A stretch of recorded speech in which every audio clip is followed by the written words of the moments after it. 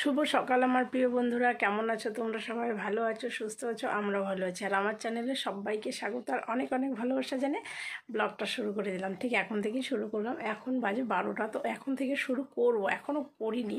তো এই যে দেখতে পাচ্ছ আমার স্নান হয়ে গেছে। তো এখন কিছু জামা কাপড় আছে, ওগুলো গুছাবো। পবন ঘুমোচ্ছে, ওকে তুলে স্নান করাবো, স্নান করিয়ে খাইয়ে দিয়ে ঘুম আবার ঘুমোবে। তো কিছুটা ঘুম হলে পরে আমি চলে যাব আবার ডক্টরের কাছে।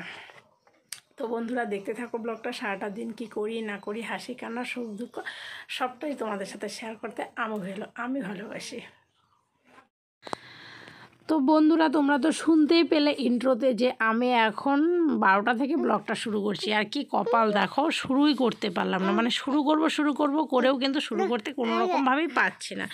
আসল কথা কি বলো তো, বরমশাই একটু অসুস্থ হয়ে যায়, তো সেজন্যই না আরই পারছি না। তো বাবা নিয়ে আসলো ফুচকা। তো ভাবছি বরের যেহেতু জ্বর, মুখে রুচি লাগবে।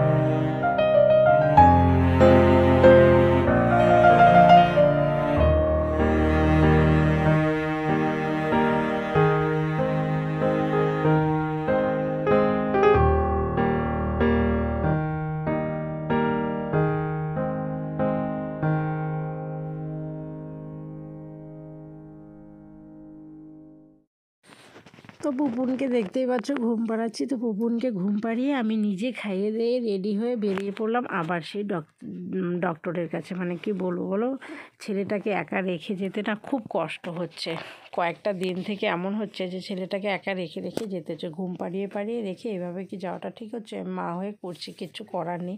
আমার দুদিকটাই সামলাতে হচ্ছে, ছেলেকেও সামলাতে হচ্ছে, বরকেও সামলাতে হচ্ছে। কোনোটাই ফেলার নয়, দুটোই আমার আপনজন। তো এই যে দেখতেই পাচ্ছ অটোতে বসে গেছি। তো এখন যাচ্ছি হচ্ছে ডাক্তারের কাছে। সবার প্রথমে নেব রিপোর্টটা নিয়ে তারপরে যাব ডাক্তারের কাছে। তো ওখান থেকে টোটো করে যাচ্ছি। টোটো বেশি একটা দূরে নয়, পাশাপাশিই হবে, বেশি দূর না। আর এই যে আমি যাচ্ছি না, মানে এই অটোতে বসেও যে আমি কতবার ফোন করব, বলবো, কান্না করছে, উঠছে ঘুম থেকে, খাচ্ছে কিছু, এগুলোই বলো। আর কী করি বলো, মানে খাইয়ে দাইয়ে ঘুম পাড়িয়ে তাড়াতাড়ি করে একদম ঝটপট করে আমি খাবো, খেয়ে রেডি হয়ে বেরিয়ে যাই। কেন কত যেন আমি ওইটুকু টাইমের মধ্যে, ওর ঘুমের টাইমটুকুর মধ্যে যেন আমি চলে আসতে পারি, কিন্তু ওইটুকু টাইমের মধ্যে কি আর হয় বলো। আর সেই ভয়ঙ্কর ঝিমঝিম করা জায়গাটায় আবার চলে আসলাম। কি যে ভয় লাগে এই জায়গাগুলো আসতে, আমি কোনো দিনও আসতাম না, এই প্রথম আমাকে আসতে হচ্ছে। সত্যি পরিস্থিতি সব মানুষকে বদলে দেয়, কোথায় কোন জায়গায় কখন যেতে হবে কেউ বলতে পারে না, সব পরিস্থিতির ওপর নির্ভর করে চলছে আর কি।